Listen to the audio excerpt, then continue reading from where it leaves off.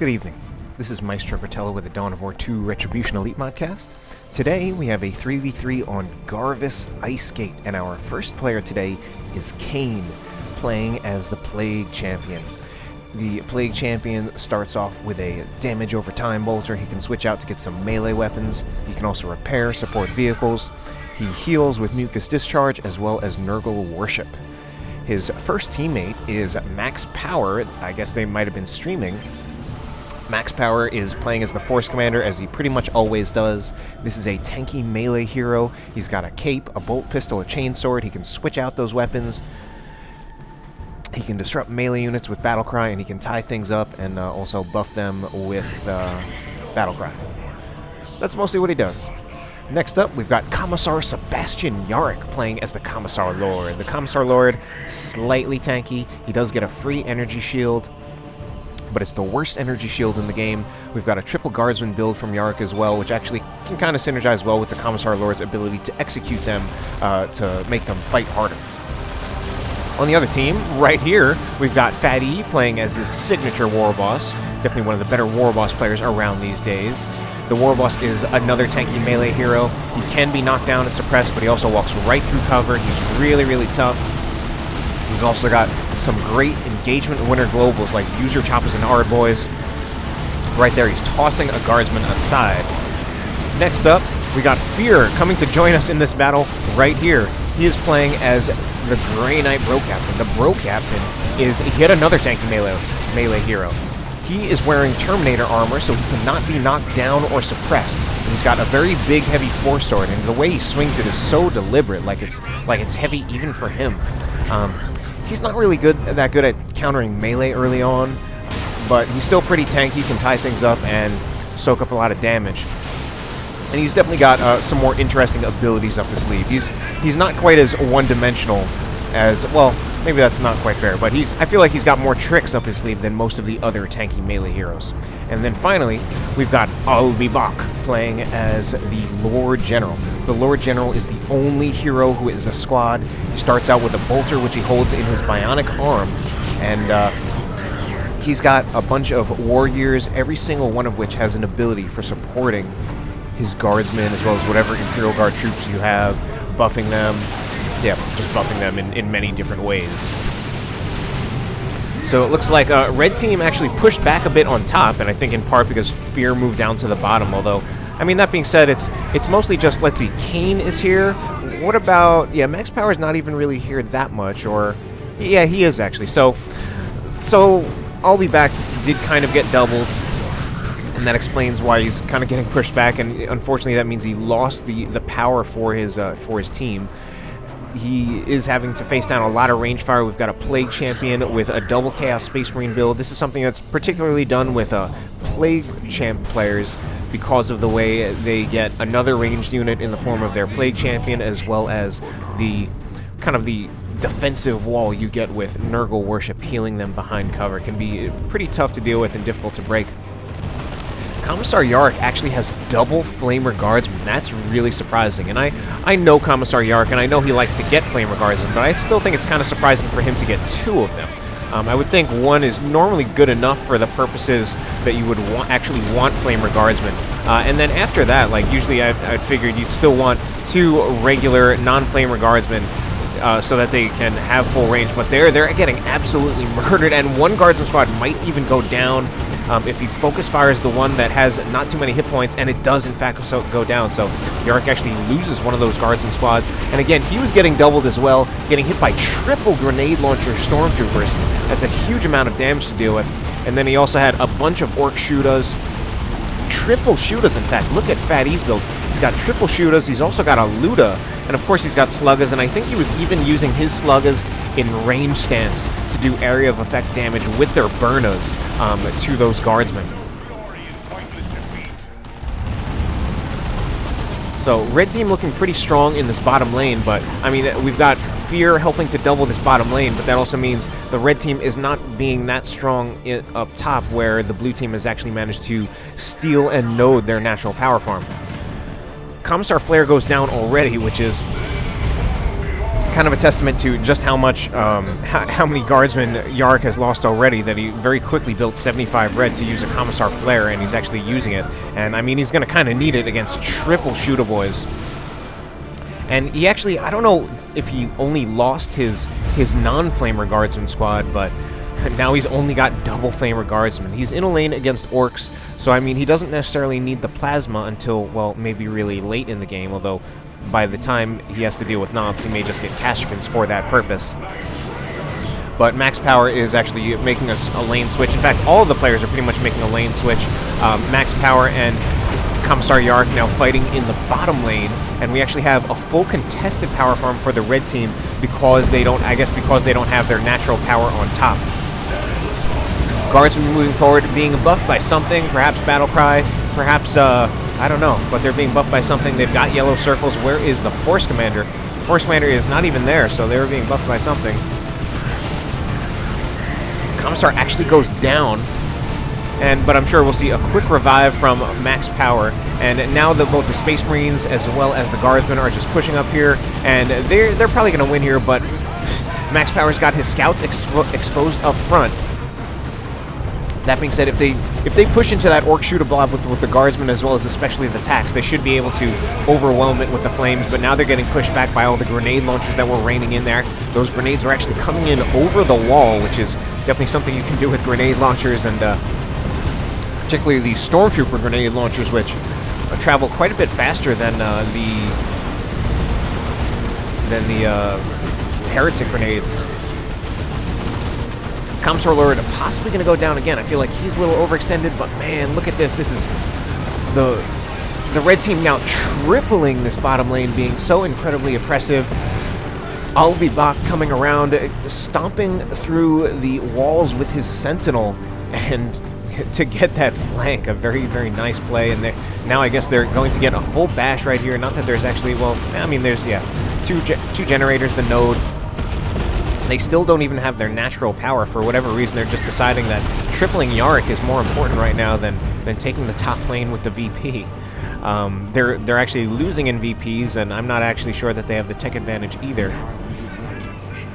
But we've got a Plague Turret covering the top, so that might be why Albibak is actually choosing not to fight in the top lane.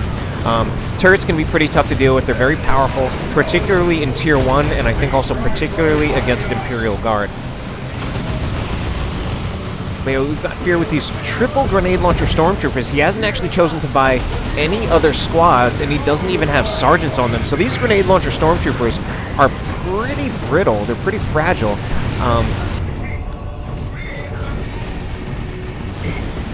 So he definitely needs to micro them well, and I think he's kind of using his teammates as a little bit of a distraction. Albibak, meanwhile, unfortunately lost track of one of his guardsmen, and he lost a guardsman squad. Force Commander, like, one of the great things about Shooter Boys is that they put out so much range damage, and they can actually be pretty good about halting the approach of melee units that can tie them up. Certainly anything that's not a jump unit, they can always just use aiming, what's that, and suppress them, and then focus fire them with the damage of the other Shooter Boy squads. Especially now that we got 3 Shooter Boys. Triple Shooter Boys is like almost unapproachable by melee units, because there are 3 squads that you can use aiming, what's that, and then you just have that massive DPS coming out of the other 2 that are just going to like focus down, bleed the models off that other squad. That being said, oh, that actually ends up being pretty tough. I thought the double guardsmen with flamers were going to like just burn those Shooter Boys alive, but instead it was the guardsmen that got burned alive by a Hell Fury strike, which I imagine came from Fear, because he's the only player who can actually use that global right now, because there's nobody playing the Inquisitor. Fear's also got the Nemesis Force Sword, and we've probably been seeing a little bit of that upgrades the We Are the Hammer ability. Only gives him 40 DPS melee, which it's easily his weakest weapon upgrade, but Grey Knight players get it very, very commonly, so I'm gonna trust them that that's a really good choice, because they get it pretty much all the time. I see them getting it very, very often. Alright, red team deciding to actually take back their natural power. Albibak now has some Stormtroopers. No upgrade yet, but that's okay. They can be very, very functional, even just in their vanilla form, doing 60 DPS, which is more than a squad of guardsmen. I think it's even more than a squad of guardsmen with the Commissar, although I could be wrong. I'm not crunching the numbers in my head at the moment, but I definitely crunched the numbers in my head a long time ago. Now I'm mostly just going by memory. Anyway, this power farm has stayed up. I don't know if maybe they shouldn't leave it up. I think they probably want to try to capture it to get it back. Max Power is destroying the generator, whereas it looks like Yarrick is going for the farm. Actually, now Max Power is going for the generator as well, but it also just looks like Yarrick is destroying the farm as well. We've got a Chimera out for Max Power, and I feel like there was some discussion about this recently. Definitely someone like Toil Ali was like saying, like, how come nobody uses transports anymore? And Yarrick is using a transport. And I think there was like some discussion that a lot of Imperial Guard players are more often choosing not to get transports, or even not just for Imperial Guard, but players in general not getting transports, getting other things, like for Imperial Guard getting Ogrins instead, for other races getting Walkers instead. I'm a Chaos player, so my race doesn't have transport, so I don't know what that's like. Anyway. We've got, do we have, no, these are not double Tzeentch Chaos Space Marines. We've got one squad of Tzeentch, one squad of not Tzeentch yet, probably going to get Tzeentch. A squad of Guardsmen goes down again for Yarrick, so he's lost another Guardsman squad. Something about those Guardsman squads they keep on dying. I don't know if he's going to want another one. He does have a Chimera, and of course, Guardsmen synergize extremely well with the Chimera. And look at that. The Tactical Marines got suppressed by aiming What's That, and that allowed the Warboss to just walk right into them, and once that happened, they just had to get out of there. There's no way these generators are going to survive with double Shootaboys. And man, I wonder what could Yarrick use against all this stuff? He's just getting hit so hard, he's frequently getting tripled. He's got a Chimera, which there are definitely some good things about the Chimera. The Chimera can definitely do a lot of damage to the Shootaboys while not taking much, if any, damage on its own. Have to be very careful about those Stormtroopers, however, and Yarrick is lacking a detector, although that being said, I mean, these are Melt-A-Gun Stormtroopers from I'll Be Back. It's a little bit surprising to see him over in this bottom lane, and it's also really, really bizarre that we see players tripling, doubling, and even tripling. Oh my god! That was a rear armor shot from that Luda. It did a huge amount of damage in a single shot. I swear that Chimera still had like 300 something out of 500 hit points left, and it just got blasted apart. Yarrick is getting hit so hard in this game. He's getting a Manticore now, which can definitely be pretty strong against the Shootaboys. If it hit, oh, we also had a direct missile shot from those tacks. If the Manticore hits the Shootaboys, they're going to get absolutely devastated, and even if it doesn't, it'll at least force them off and just kind of give Yarrick some relief. Are we going to see a Plasma Cannon shot make it out?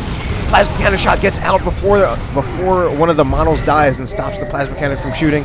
Does not really kill that many models, but definitely took out a lot of health from the Shootaboys, and these Terminators are going to help a lot as well. Shootaboys can be so dominant in the early and mid game, but they do, and they're definitely still useful even in the late game once they have levels.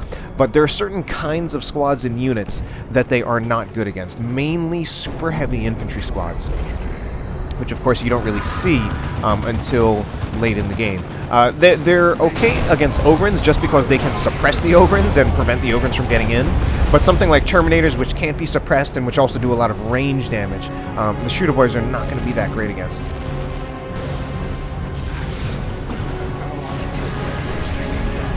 There goes a Manticore Strike, knocked over a few Stormtroopers, also knocks over the Commissar. I have a feeling, if Yarrick could make it to Tier 3, I have a feeling we might also see the Emperor's Wrath. He likes to do that, and I think it's something that can help him out a lot. Although, that being said, with all the losses he's taken, he might not be getting to Tier 3 too soon. Although, at the same time, knowing him, he may go to Tier 3 even with the squads that he has so that he can get Emperor's Wrath. And Emperor's Wrath might even be just one of the best things he can really do about those Shootaboys at the moment. He's been getting hit so hard by them. Anyway, it's a double cap for the red team. They actually don't have the lead in real VPs, which is, it's interesting. I feel like the red team has otherwise been on the winning end of things, but they've also been focusing on fighting in the bottom lane, which the bottom lane is not really where you win unless you're wiping your opponent's entire army. My god, and now this PhatE's being absolutely brutal. He's got the Weird Boy with the Warp Path, which increases the speed Oh my god! And there goes that Manticore, and finally does hit them. But yeah, the Weird Boy's got the Warpath, which increases the speed of orc units in an area around him. Can be very threatening with pretty much anything, and if you've got a range blob of Shootas, that means they're just going to be advancing really, really fast while doing a huge amount of damage and just like overwhelming your opponent. And you can do it with melee units too. It's a great ability. I feel like somewhat underused. Certainly, I'm sure dedicated Orc players know about it and know how incredibly good it is, and PhatE is a dedicated Orc player. But I feel probably somewhat underused by people who play Orcs that are not dedicated high-level Orc players. It's potentially a really, really good ability. Anyway, we've got a Dreadnought right here. Grey Knight Dreadnought does have a Dreadnought Claw, and that's... yeah, I mean, I guess that's a good choice at this point. Certainly against any melee units, possibly if Terminators actually try to get into melee range. Max Powers getting his signature Cyclone Missile Launcher. See, pretty much always likes to get that, and I think that's really cool, and I think he's also really shown how good the Cyclone Missile Launchers can be. And I think it was changed a bit in Elite. I don't think it was always as good as it was, but it was changed a bit in Elite. It's just really good at giving the Terminators some kind of offensive ability that does damage to vehicles, does damage to infantry, it disrupts, and just kind of adds another dimension to your Terminator play, as opposed to if you just got the autocannon, where you would just have like a flat DPS increase. I mean, the assault cannon. God, I always mix those up. But although the heavy flamer definitely changes things a bit, definitely adds a dimension to your Terminator play, but a different dimension. Since the Cyclone Missile Launcher gives you more range. It's a long-range disruption ability, something you can use at really long range. We see it being used to great effect right here, and it also does damage to vehicles, which the heavy flamer definitely doesn't. And that's also something where players like Max Power have definitely demonstrated the potential effectiveness of the Cyclone Missile Launcher against vehicles, especially big super unit vehicles like Bane Blades and Land Raiders, which are actually going to get hit by many of the missiles. Anyway, Grey Knight Dreadnought in a little bit of trouble. The Chaos Dreadnought with the Mark of Tzeentch approaches and finishes it off. Now it can force melee the Brother Captain. I don't see why it's not. It should, in fact, force melee the Bro Captain. Ooh, Canticle of Absolution going to prevent Terminators from teleporting out of there, but Terminators are going to win against the Bro Captain anyway in melee, certainly as long as he's got the Nemesis Force Sword. They actually just take him out, so that actually ended up being not too strong of a play from Fear. Fear at this point, wow, and oh, this Leman Russ probably going to go down. We also have a Terminator Force Commander. He's got a Power Fist, heavy melee Power Fist. If he can just get one more hit, which he's going to get it, and that Leman Russ is spinning out of control, and it gets out of there. Meanwhile, we've got some Kashkins, double Kashkins from Albi Bak, and right now he does not have plasma guns, but he probably should just get plasma guns. He's up against Kain, power armor player. Max Power, also power armor player. He's got Terminators out on the field. I think... whoa! Did that Chaos Space Marine Squad just die right there? Oh no, it still had one model left. I feel like there's a rocks going on somewhere. Maybe, maybe not. No, because PhatE still has over 500 red, but there could be a rocks going on later. Anyway, Flamer Guardsmen trying to roast some Stormtroopers, and they decided not to press that, but I mean, just look at the damage they're taking from those Stormtroopers, and they're actually going to roast the Meltagun Stormtroopers, but they're going to die themselves in the process. Oh my god. Can Fear finish them off, actually? Oh, he does not finish them off. I thought for sure he was going to be able to finish them off. I feel like even the las guns from those Stormtroopers should have been able to finish it off. But meanwhile, we've still got... Alright, we've got plasma guns on one of the Kashkins. Both of them have plasma guns, so yeah. It almost seems like a no-brainer. And I don't know what he's talking... Anyway, it's like a no-brainer, especially with things like Terminators out on the field. And I'm actually, if anything, scared for the life of the Terminators. Max Power, meanwhile, he's got his first Force Commander Terminator with the Heavy Flamer. He, of course, cannot get a Cyclone Missile Launcher. So nice to get the Heavy Flamer on him. And I think, generally, the Heavy Flamer upgrade has been more common as a Force Commander Terminator option than on the regular range Terminators. And I think that's because you do need to get close with that. that heavy flamer. The Force Commander can always just teleport in and then retreat away, whereas of course the regular Terminators cannot retreat at all. And here is that Warpath just being absolutely overwhelming, but the Plasma Cannon is still pretty much left unchecked, and the Terminators are now in a huge amount of trouble. I can't see them getting out of this alive. I think they're done, to be honest. They got hit by the Warp Vomit, and the Sluggers are just all on top of them, as well as the Warboss. That's got to be the end of the Terminators. He's got to stop this. Oh! And I actually think that Weird Boy shot saved that Terminator squad. It saved that Terminator squad because it prevented the Warboss from getting one more hit in, and then the Terminators just barely teleported out of there. Pretty close call. Is this going to be another Manticore Strike? Yes, it is! Here we also got some Paladins from Fear, so he's kind of went straight from like the Dreadnought to the Paladins. And oh, this Dreadnought is probably done. Plague Marine Aura slowing down the Paladins is something that is often forgotten, but in this particular case, that could be exactly... I think that was exactly what Kain needed to save his Dreadnought, and that's something that's frequently forgotten about, frequently underused, in part because it has pretty limited application, but that was just a situation where right there, that was exactly what Kain needed. Assault Terminators called down from max power. Man, he's just putting down an army of all Terminators. It seems like he's lost most of his other army. Hasn't decided to replace any scouts yet because he's not playing around with vehicles. For a second, I thought there were 4 Paladins, but it was actually Paladins and a Grey Knight Bro Captain, who I think also has, no, Grey Knight Bro Captain, where's it? Yeah, he's right here. Manticore Strike going in, hitting the Catachan Devils, and Assault Terminators now in a little bit of trouble, and here's where these Flamer Guardsmen are not going to be such an asset, trying to flame down a bunch of Paladins. Paladins definitely have a resistance to flame damage, whereas they would have a penalty against plasma damage. And we've still got this Zinch Dreadnought still going. And, I mean, we do have massive infantry blobs from the red team, so that Zinch Dreadnought might actually be able to do quite a bit. I mean, it's not going to be really affected by certainly any of these Orc squads. The Inquisitorial Stormtroopers mainly has to worry about the Paladins, and again, the Plague Marines acting like almost as a bit of a bodyguard for the Chaos Dreadnought. And you can always just like... you can actually slow down the Paladins, but the Paladins teleport in now. They actually teleport into the Noise Marines. The Noise Marines now in quite a bit of trouble. I think they'll get out of there alive, but it's going to be a close call. Actually, they might not.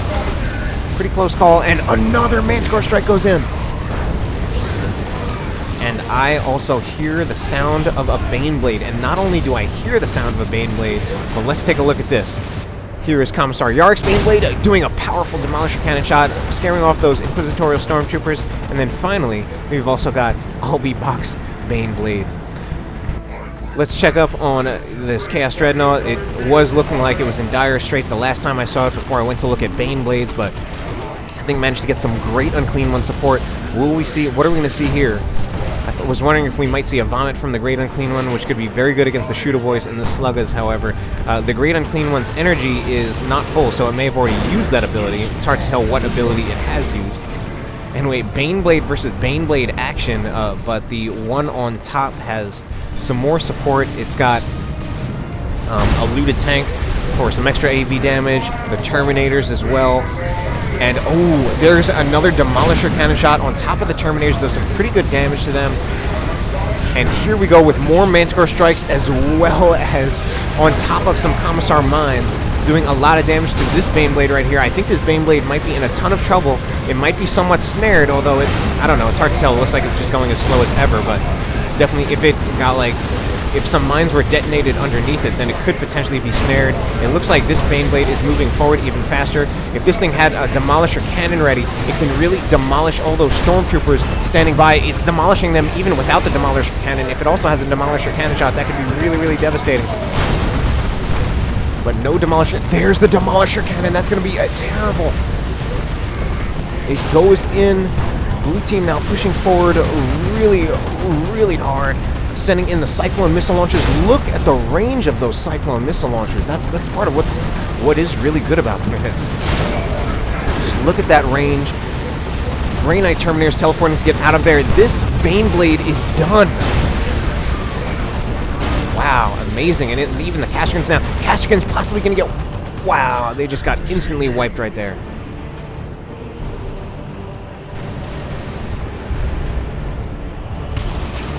Anyway, Assault Marine's going for the back cap. They're paying for it with their lives, though. They're going to get out of there with 1 out of 3 models.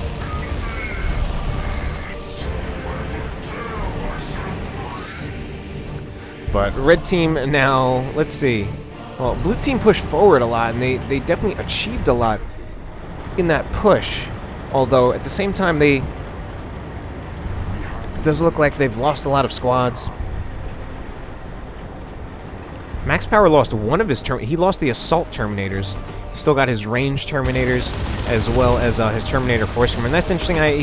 He lost, of all the Terminators, he lost his Assault Terminators, but I would say that they actually have the least survivability because of the fact that they're melee and have to kind of expose themselves a bit more in that respect. You know, we got some Cleansing Flame from the Force Commander, but the Shooter Boys just kind of walked out of the way, and then he had to stop the ability and retarget with the regular Flamer, just the regular Flamer passive attack. Kashrikins running around. These Kashrikins have weapon expertise. These belong to Commissar Yarrick. One has weapon expertise and I think also plasma guns. This one is getting plasma guns as well.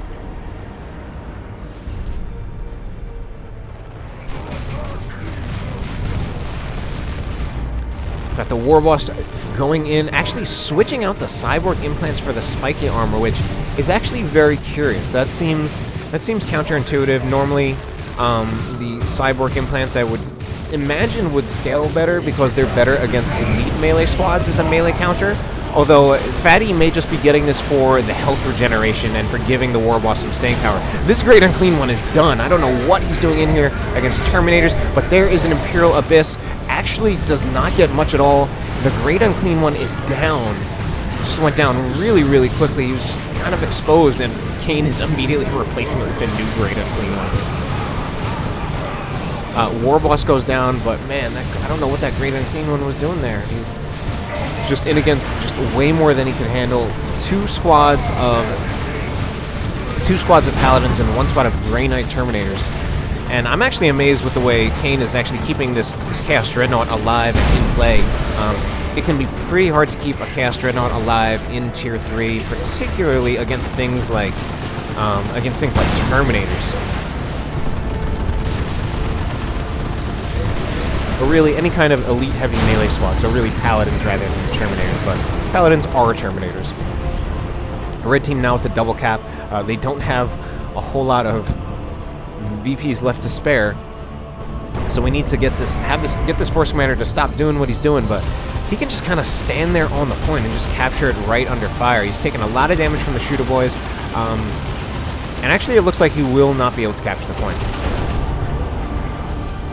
Cleansing Flame goes in, just kind of scares off the Shooter Boys, but he realizes he can't stay in there too long with the amount of health that he has. But we've got triple Shooter Boys right here, all of them level 4, which is not surprising. Shooter Boy is going to be very, very good at leveling and getting to level 4, and then they're going to be really, really powerful. And I mean, they're and at that point, they're actually going to scale pretty well into the late game. Demolisher Cannon shot going in right here. Point blank Demolisher Cannon. But I think this might be the end of Yarrick's Baneblade. Yarrick, meanwhile, does not have the resources to do what Kain did and just immediately replace his super unit. In fact, he really does not have much. He's just got double Kashrikins. That's pretty much what he's got. Although that being said, double Kashrikins are extremely powerful, and they're actually one of, if not the best things you can get against any kind of Terminator variant. Here's the new Great Unclean One. I managed to do a special attack that hit absolutely nothing. And here we've got a Land Raider Crusader call. Ooh. Slugger Boy gets tossed aside. Land Raider Crusader going to drop right here. And Great Unclean One just walking right up to it. I guess he just wants to start hitting it immediately. Just going to start doing damage, and the Land Raider Crusader going to take about maybe 80 damage per sword swing or cleaver swing of that of that Great Unclean One. Grenades go in, the crack grenades go in, actually going for the looted tank, and I mean, it's the easier target to finish off. And you know what, with double crack grenades, that should actually be it. Well, those crack grenades did not last very long, but it's driving laterally instead of backwards, and it's going to get taken out by the Dreadnought.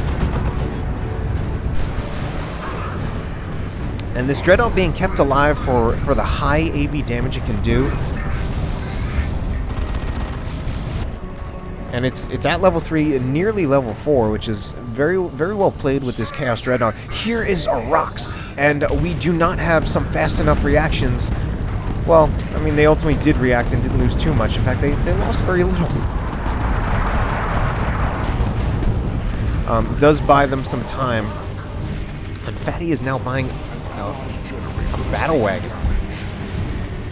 Alright, this Chaos Dreadnought, now level 4, just mysteriously got a level, maybe just something else dying that it had touched before.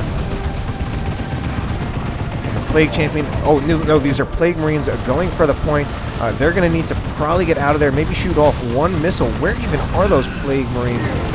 Shoot off one missile, get the snare on that Land Raider Crusader, so that it can help all those other units. They don't really seem to be doing anything. There goes one missile, but now the Plague Marines should get out of there so that they don't get wiped entirely. He's going to lose it. Actually, he probably won't lose it, but still.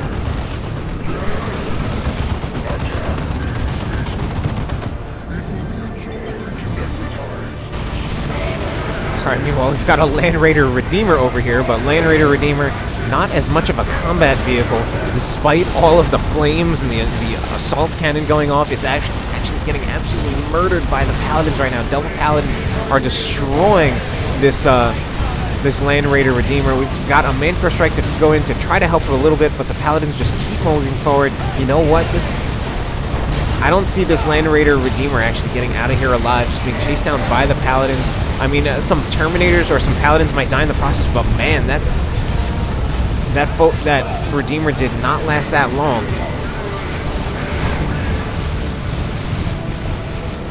And now we've got the Death Roller from PhatE, a very powerful Orc super unit, and a new Baneblade, as well as a Rocket Run. I don't know how much is actually being achieved with this Rocket Run, although it does look like Fear has now lost all of his Stormtroopers, and I don't know, he definitely lost one of the Stormtroopers in that Rocket Run. I don't know if he got all of them out of that Rocket Run, or if some of those Stormtroopers that died earlier. The Land Raider Crusader now pushing forward a little bit too hard, right in front of, again, the high AV damage out of this Chaos Dreadnought. Does not want to mess around with that. But the Baneblade can be perfectly content to mess around with the Chaos Dreadnought. It will definitely win that fight.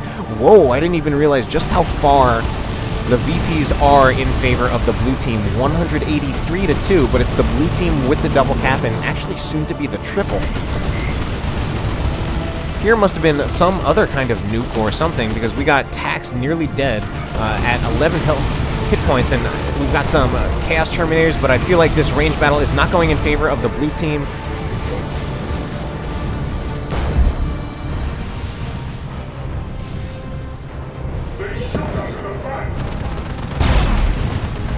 Anyway, Baneblade is now bashing generators. What a use for a Baneblade, but I mean, it's just holding the top. We've got all these super units from the red team. We've got the Battle Wagon, the Crusader, and the Baneblade.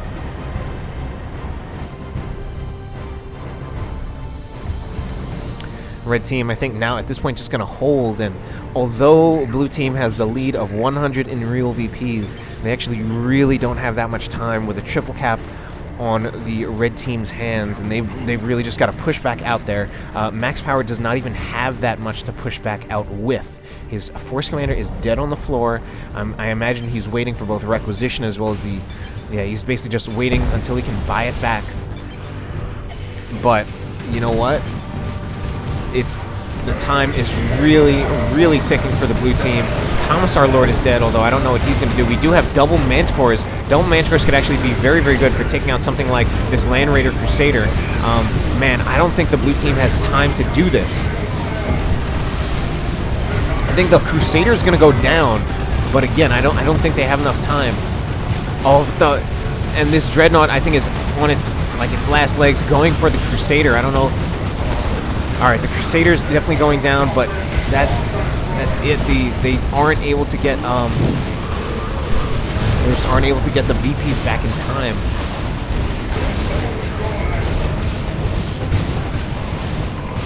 And man, the game's going to end in favor of the red team.